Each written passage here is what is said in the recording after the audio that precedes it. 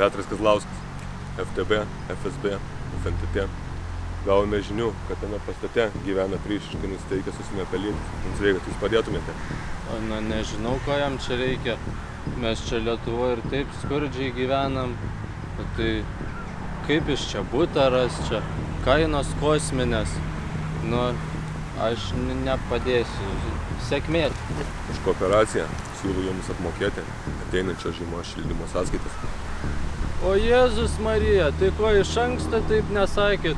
Tai aš bet ką padarysiu, jeigu šitai bet ką. Ir klausyk, nueik prie to pastato ir sukukuok. Ne kaip gandras, o kaip gegutė. Ir dar norėsiu, kad tu jį nufotografuotum.